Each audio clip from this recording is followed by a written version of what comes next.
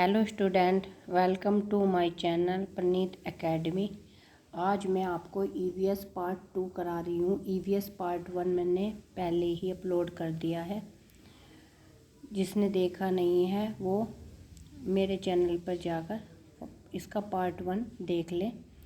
आज ईवीएस का पार्ट 2 मैं करा रही हूँ और ये जो मैं पार्ट 4 तक कराऊंगी इसमें मैं ईवीएस का कंप्लीट एनसीईआरटी नोट पूरे कंप्लीट करा दूंगी।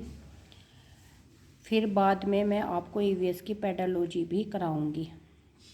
ये फर्स्ट पेपर का सब्जेक्ट है। सीटेट में फर्स्ट पेपर में पाँच सब्जेक्ट आते हैं, जिसमें पहला बाल विकास, दूसरा हिंदी, तीसरा इंग्लिश, चौथा मैथ और पांचवा ईवीएस। मैं धीरे धीरे कोशिश करूंगी कि मैं आपको ये सब कुछ कवर करा दूं और मैं ईवीएस आपको पहले ईवीएस कंप्लीट करा के फिर मैं हिंदी में जाऊंगी। इसीलिए मैं ईवीएस का आज सेकंड पार्ट लाई हूँ। चलो स्टार्ट करते हैं। पहले हमने पार्ट 7 तक करा दिया था, आज पार्ट 8 है, चैप्टर 8 है।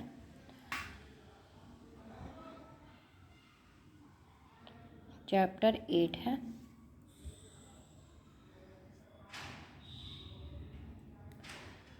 चैप्टर 8 नानी के घर तक।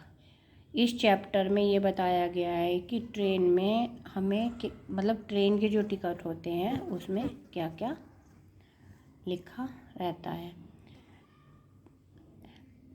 ट्रेन टिकट पर क्या क्या लिखा होता है। ट्रेन टिकट पर ट्रेन का नंबर लिखा होता है, सफ़र शुरू होने की तारीख होती है, बर्थ एवं डब्बे का नंबर और किराया और दूरी किमी तक।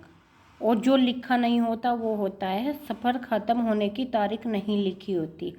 जैसे सीटेट में क्वेश्चन आ जाएगा कि ट्रेन के टिकट पे क्या क्या होता है और क्या क्या नहीं होता, इन पर टिक, सही गलत पर टिक करो, तो वो ये ऑप्शन लिख सकते हैं, जैसे ट्रेन का नंबर, सफ़र का, और ये बोलें कि इनमें से कौन सा सही है। तो अगर आपको इसके बारे में पता है कि ट्रेन में क्या क्या टिकट पर क्या क्या लिखा रहता है, तो आप खुद ही जो नहीं लिखा रहता तो आप उसे चॉइस कर लोगे। इसीलिए इस बात का ध्यान रखना, सफ़र ख़त्म होने की तारीख नहीं होती ट्रेन के टिकट पर, उस पर सिर्फ ट्रेन का नंबर होता है, सफ़र शुरू होने की तारीख होती है, बर्थ एवं डिब्बे का नंबर होता है, किराया होता है और दूरी, कितनी दूरी आप कर रहे हो वो किमी लिखा होता है। फेरी क्या है? एक प्रकार की नाव है जो केरल में प्रयोग होती है। फेरी जो होती है एक तरह की नाव होती है और ये इसका यूज केरल में होता है। चैप्टर 9 बदलते परिवार। इसमें कोई ख़ास चीज़ नहीं थी तो मैंने इसे इंक्लूड नहीं किया। वैसे इसमें क्वेश्चन में ये था कि जो हमारे परिवार में जैसे बच्चे होते हैं वो होते हैं, वे चेंज हो जाते हैं, फिर वे अपने घर अलग रहने लगते हैं, बस इससे ज़्यादा कुछ नहीं था, कोई भी ख़ास इसमें टॉपिक नहीं था। चैप्टर 10 हु तू तू। इसमें कबड्डी के बारे में बोला गया है कि कबड्डी को और किन किन नामों से जाना जाता है। तो कबड्डी को किन किन नामों से जाना जाता है? चेडुडू, हुतुतु, हाइडू, छू किटकिट और कबड्डी।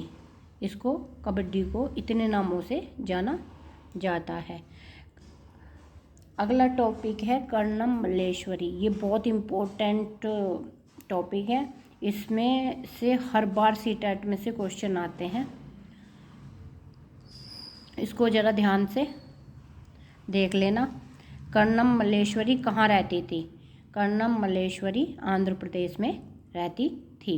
कर्णम मल्लेश्वरी क्या करती थी? कर्णम मल्लेश्वरी भार उठाती थी और वह एक वेट लिफ्टर थी। इसके पापा क्या करते थे?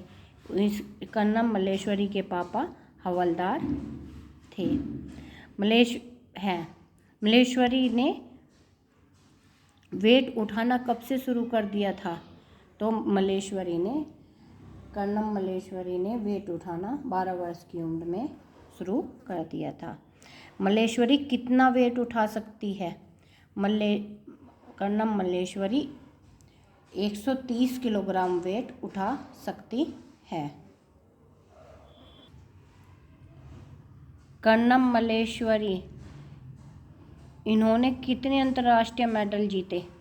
कर्नम मल्लेश्वरी ने 29 मेडल जीते, यानी कि 29 मेडल जीते। इनकी 4 बहनें भी वेट उठाने का अभ्यास करती थी। ज्वाला, लीला और हीरा कहाँ रहती थी? ज्वाला, लीला जो हीरा थी वे 3 बहनें थी और वे मुंबई में रहती थी। ये तीनों क्या खेलती थी? ये तीनों भी कबड्डी खेलती थी। हीरा जो थी वो कबड्डी की कोच बनी। चैप्टर 11 में फुलवारी के बारे में बताया गया है कि उधर फूल की घाटी किसे कहा जाता है। इस टाइप के सब फुलवारी से संबंधित क्वेश्चंस पूछे गए थे। फूलों की घाटी कहाँ स्थित है? फूलों की घाटी उत्तराखंड में स्थित है, जो चमोली में। मधुबनी क्या है? मधुबनी एक चित्रकला है और एक पेंटिंग है। चित्रकला पेंटिंग है। इसे मधुबनी क्यों कहा गया था? ये जो मधुबनी टॉपिक है ये भी जरूर आता है, सीटेट में जरूर आता है। इससे भी हर बार सीटेट में एक क्वेश्चन जरूर पूछते हैं। बिहार में इसे मधुबनी क्यों कहा जाता है? जो बिहार में मधुबनी नाम का एक जिला है, इसी के नाम पे इसे मधुबनी पेंटिंग कहते हैं। बिहार का जो जिला है वो मधुबनी नाम से ही नाम का एक जिला है और इसी के नाम पर इसे मधुबनी पेंटिंग कहते हैं। मधुबनी पेंटिंग किससे बनती है? मधुबनी जो पेंटिंग होती है वो चावल के पाउडर के रंग मिलाकर बनती है। इस पेंटिंग में क्या क्या दर्शाया गया है? इस पेंटिंग में जो ये पेंटिंग बनती है ना, इसमें मनुष्य बनाते हैं, जानवर, पेड़, फूल, पक्षी, मछली और कई अन्य जानवर ऐसे हैं जिनको इसमें दर्शाया गया है। इसमें नील, हल्दी, इसमें जो यूज किए जाते हैं वह घरेलू ही रंग यूज किए जाते हैं, जैसे नील, हल्दी, फूलों व पेड़ों का रंग आदि का उपयोग किया जाता है। मधुबनी जो पेंटिंग होती है इसमें घरेलू रंग ही यूज किए जाते हैं और ज़्यादातर इस पेंटिंग में मनुष्य का चित्र, जानवरों का, पेड़ का, फूलों का, मतलब प्रकृति से संबंधित ही सब कुछ मतलब चित्र बनाए जाते हैं। चैप्टर 12 कैसे कैसे बदले घर। गाजी खान अब कहाँ पर स्थित है? गाजी खान अब यह जगह पाकिस्तान में है। अब यह जगह पाकिस्तान में है। पहले लोग बच्चे घरों में दीवारों व फर्श पर गोबर व मिट्टी का लेप क्यों करते थे? क्योंकि गोबर मिलाने से मिट्टी में कीड़ा नहीं लगता था, इसीलिए वे घरों में गोबर का यूज करते थे। लकड़ी की छत को दीमक से बचाने के लिए क्या क्या करते हैं? उसमें नीम और कीकर की लकड़ियाँ बिछा देते हैं, इससे उसमें कीड़ा नहीं लगता। चैप्टर 13 पहाड़ों से समुंदर तक। इस चैप्टर में ऐसा कोई इम्पोर्टेंट क्वेश्चन नहीं था, सिर्फ इसमें मछली, नदी, शुद्ध पानी के बारे में बताया गया है कि पहाड़ों से कैसे शुद्ध पानी आता है, वहाँ पे मछली कैसे ग्रो करती है और गंदे पानी में जाकर मछली नष्ट हो जाती है। बस इससे ज़्यादा कोई भी इम्पोर्टेंट क्वेश्चन है और इस चैप्टर में से कभी सीटेट में क्वेश्चन पूछा भी नहीं है, इसीलिए मैंने इसे इसमें शामिल नहीं किया। चैप्टर 14 बसवा का खेत। बैलवनी का गांव कहाँ पर है? बैलवानी का गांव कर्नाटक में स्थित है। चैप्टर 15 मंडी से घर तक। खेती करता कैसे प्याज उगाता था? फिर इसमें मंडी से घर तक, इसमें भी कोई ख़ास इम्पोर्टेंट क्वेश्चन नहीं थे, इसीलिए इसमें भी यही बताया गया है। जैसे खेती करता था, जैसे कोई किसान खेती करता था, प्याज उगाता था और मंडी में उसे फिर बेचने जाता था। इसमें भी कोई क्वेश्चन इम्पोर्टेंट नहीं थे, इसीलिए मैंने इसमें भी कोई ख़ास क्वेश्चन इसमें से नहीं लिए। चैप्टर 16 चूँ चूँ करती आई चिड़िया। इसमें गीजू भाई जो थे, इसमें सीटेट में इसमें से भी एक क्वेश्चन जरूर आता है। गीजूभाई बडेगा कहाँ रहते थे? गुजरात में रहते थे। इन्होंने बच्चों के लिए कई कहानियाँ लिखी थी।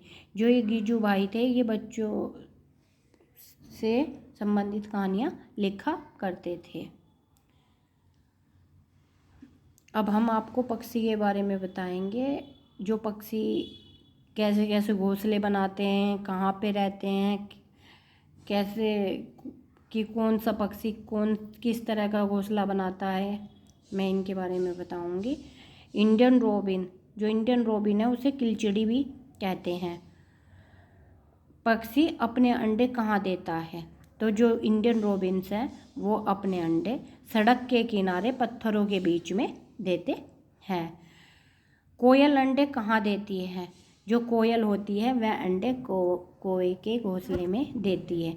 जो कोयल है ये बड़ी तेज है। जो कौवा होता है वो सब पेड़ की सबसे ऊंची टहनी पर अपना घोंसला बनाता है, पर जो एक कोयल होती है यह अपने अंडे कौवे के घोंसले में दे आती है और कौवा उन्हें अपना अंडा समझकर सेता रहता है। इसीलिए कौवा बेचारा ठगा जाता है। पक्षी घोंसला क्यों बनाते हैं? अंडे देने के लिए। जो पक्षी होते हैं वे घोंसला इसलिए बनाते हैं क्योंकि उन्हें अंडे देने होते हैं, और जब अंडे दे देते हैं तो वो घोंसला छोड़ देते हैं। पक्षी घोंसला क्यों बनाते हैं? अंडे देने के लिए। जब अंडे फूट जाते हैं और बच्चे बड़े हो जाते हैं तो वे घोंसला अपना छोड़ देते हैं। कौन सा पक्षी कैक्टस के कांटों के बीच या मेहंदी की मेड़ में अपना घोंसला बनाता है? ये क्वेश्चन सीटेट में बहुत आता है और ये पिछले साल भी आया था ऑनलाइन पेपर में। तो वो कौन सा पक्षी है? वो फाक्टा पक्षी है। गौरैया और कबूतर घोंसला कहाँ बनाते हैं? जो गौरैया और कबूतर हैं वे घोंसला पुराने घरों में, खंडरों में, ऐसी जगह में वे ज़्यादातर अपना घोंसला बनाते हैं। आपने देखा भी होगा कि जैसे गांव में कोई घेरा है और वहाँ पे कम रहते हैं, कोई भी आदमी कम रहता है, तो वो वहाँ पे ज़्यादातर कबूतर अपना घोंसला बना लेते हैं। तो ज़्यादातर ये अपना घोंसला पुराने घरों में बनाते हैं। बसंत गौरी अंडे कहाँ देती है? बसंत गौरी अंडे पेड़ के तने में गहरा छेद बनाकर अंडे देती है। कौन सी चिड़िया पत्तों की चोंच को सीकर उनके बीच घोंसला बनाती है? दर्जिन चिड़िया। कौन सी चिड़िया पत्तों की चोंच को सीकर बीच में घोंसला बनाती है? तो वो दर्जिन चिड़िया है। डाली पर लटकता हुआ घोंसला कौन बनाता है? जो डाली पर लटकता हुआ घोंसला है वो शक्करखोरा है। वो वीवर नर पक्षी अपने अपने घोंसले बनाते हैं। मादा वीवर उन सभी घोंसलों को देखती है, उसके बाद जो उसे अच्छा लगता है उसमें वह अंडे देती है। इसमें जो वीवर नर पक्षी होते हैं वे जो उनके नर होते हैं वे घोंसले बनाते हैं, और जो मादा वीवर होती है वो उनमें से चॉइस करती है कि अच्छे से चॉइस करती है कि इसमें से किस घोंसले में रहना है, और जो उसे अच्छा लगता है उसी में वह अंडे देते हैं। वीवर नर पक्षी में एक और है, अगर वीवर नर पक्षी जो होता है अगर इनका जोड़ा, इनमें से एक जोड़ा मर जाए तो दूसरा ऑटोमेटिक अपने आप ही मर जाता है। चैप्टर 17, चैप्टर 17, नंदिता मुंबई में। इसमें भी कोई ख़ास इम्पोर्टेंट क्वेश्चन नहीं थे, इसीलिए मैंने इसमें भी इस चैप्टर से भी नहीं लिए। चैप्टर 18, पानी कहीं ज़्यादा कहीं कम। नालमंडा कहाँ पर है? जो नालमंडा है वो आंध्र प्रदेश में है। होलगुंडी कहाँ पर है? कर्नाटक में है। होलगुंडी में बच्चों की पंचायत को क्या कहते थे? होलगुंडी में जो बच्चों की पंचायत थी उसे भीमा संघ कहते थे। इस चैप्टर में भी ये बताया गया है कि वहाँ पे बच्चों की पंचायत थी। उन्होंने वहाँ पे जो सूखा पड़ गया था तो उन्होंने वहाँ पर जाकर वहाँ सफाई की, टंकी की सफाई की, और टंकी में इतना कूड़ा था कि उन्होंने जब निकाला तो उन बच्चों ने ही वो सब कुछ मिलकर सफाई, उस टंकी की सफाई की और वहाँ पानी उपलब्ध करा दिया। होलगुंडी में बच्चों की पंचायत को क्या कहा जाता है? तो भीमा संघ कहते हैं। पानी की टंकी को साफ करने का कदम किसने उठाया था? भीमा संघ के बच्चों ने पानी की टंकी को साफ करने का कदम उठाया था। इसमें यही बताया गया है कि पानी की टंकी जब वहाँ पे सूखा हुआ तो पानी की टंकी में काफ़ी कूड़ा भरा हुआ था और उन्होंने, जब किसी ने वहाँ पर सफाई नहीं की तो उन बच्चों ने जाकर उस टंकी की अच्छे से सफाई की और वहाँ पे इतना कूड़ा था कि उन्होंने वो सब कुछ अच्छे से साफ कर दिया।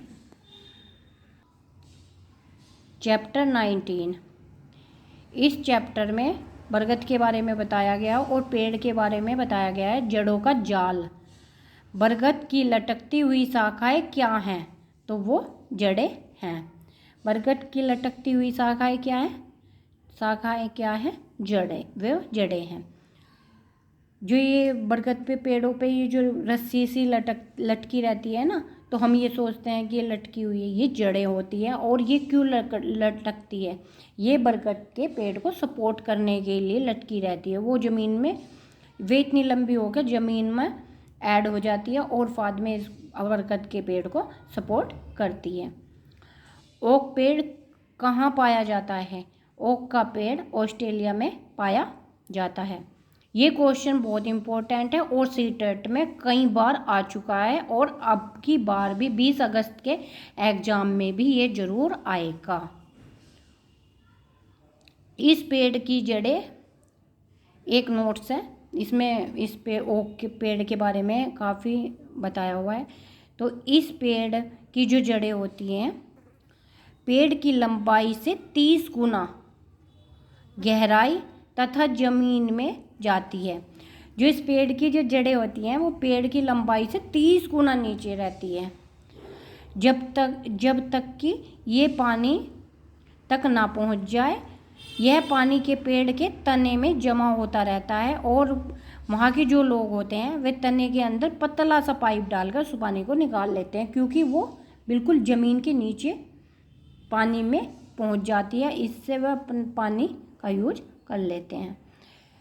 चैप्टर 20, मिलकर खाएं। इसमें बताया गया है कि कैसे कैसे त्यौहार हैं और त्योहारों पे क्या क्या खाया जाता है।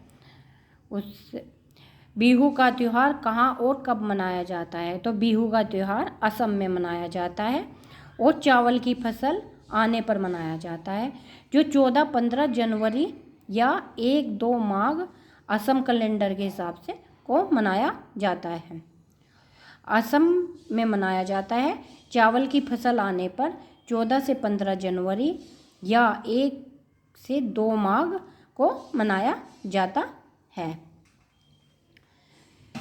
भेला घर किससे बनता है? तो भेला घर, ये इम्पोर्टेंट क्वेश्चन है, ये भी पिछले साल सीटेट में आया था। उसमें ये पूछा था पिछले साल कि भेला घर किससे बनता है? तो वो बाँस से बनता है। और जिस बच्चों को इसके बारे में नहीं पता वो तो कुछ भी लिख देगा। तो इसीलिए मैंने ये क्वेश्चन भी इसमें ऐड किया है कि बेलाघर किस में बनता है, तो बेलाघर किससे बनता है, तो बेलाघर बाँस से बनता है। अगर आपको मेरी वीडियो पसंद आई होगी तो आप मेरी चैनल को सपोर्ट करना, मेरी चैनल को सब्सक्राइब करो, लाइक करो और कमेंट करो।